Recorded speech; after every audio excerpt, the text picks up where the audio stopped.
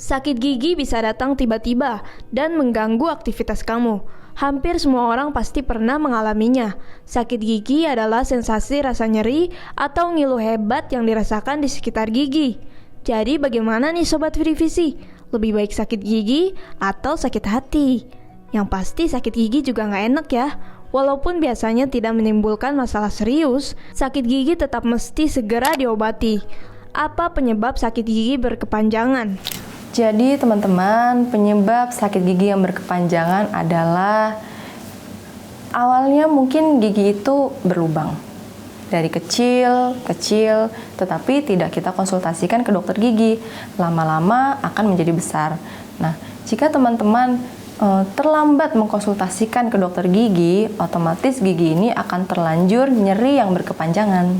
Jadi intinya rasa nyeri dan ngilu di gigi bisa terjadi jika kurang menjaga kesehatan gigi dan mulut. Kalau begitu, pertanyaan kedua nih, apa bahaya sakit gigi bila tidak segera diobati? Ini akan menyebabkan sakit yang menjalar. Bisa jadi misal awalnya satu gigi yang dikeluhkan, kemudian kita nggak cepat-cepat ke dokter gigi, nggak kita periksakan ke dokter gigi, otomatis nanti gigi yang lain pun akan merasakan dampak yang sama. Bisa jadi awalnya hanya satu lubang, lama-lama teman-temannya atau gigi-gigi yang lain itu juga mengalami lubang yang sama karena karies ini bisa menjalar ke gigi yang lain. Wah, ternyata sakit gigi bila tidak segera diobati dapat menyebabkan masalah yang cukup serius ya Sobat Frivisi. Jadi sekarang lanjut ke pertanyaan ketiga nih. Apa resikonya jika gigi yang berlubang, patah, tambalan yang lepas jika tidak segera diperbaiki? Jika kita sudah mengalami gigi berlubang, tidak kita periksakan ke dokter gigi, otomatis lubang ini akan menjalar ke gigi-gigi yang lain.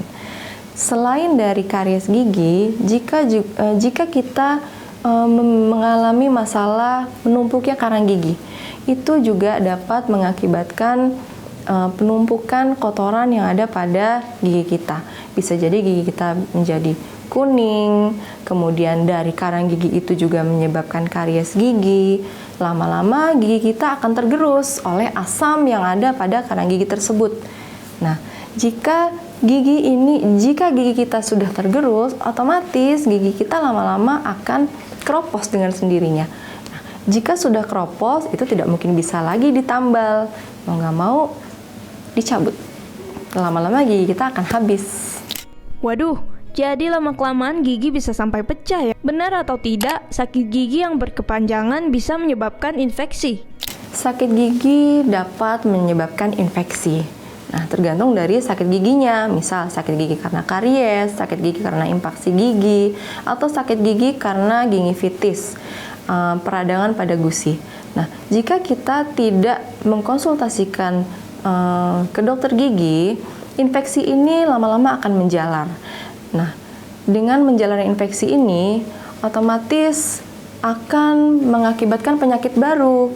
Bisa jadi tumor, bisa jadi kista pada gigi, atau bisa jadi kanker pada mulut. Jika kita tidak memeriksakan gigi kita saat terjadi nyeri awal. Nah, Sobat Frivisi, jadi sakit gigi yang dibiarkan berkepanjangan atau tidak diobati dapat membuat infeksi menyebar ke anggota tubuh lainnya, di mana hal ini dapat membahayakan keselamatan.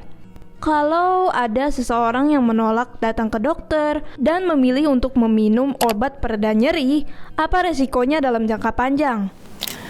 Jika kita sudah sakit gigi, kemudian kita mengkonsumsi obat anti nyeri dalam waktu panjang, ini akibatnya bukan hanya ke gigi saja, tetapi bisa jadi ke dalam saluran pencernaan kita. Karena yang namanya kita sudah sakit gigi, kemudian kita mengkonsumsi obat anti nyeri, otomatis kan obat anti nyeri ini dikonsumsi secara oral, secara kita minum. Dengan kita sering minum obat anti nyeri, itu efeknya dalam pencernaan bisa mengakibatkan pengikisan pada lambung, pada ginjal, bahkan organ hati kita lama-lama juga akan rusak kalau kita terlalu banyak mengkonsumsi obat-obatan, salah satunya anti nyeri tersebut. Oh, jadi terlalu sering meminum obat pereda nyeri dalam jangka panjang bisa membuat obatnya tidak mempan lagi ya? Oke teman-teman, sekian pembahasan kita mengenai obat anti nyeri pada sakit gigi dalam waktu berkepanjangan. Saya Dr. Gigi Anggia, sampai jumpa di pembahasan berikutnya.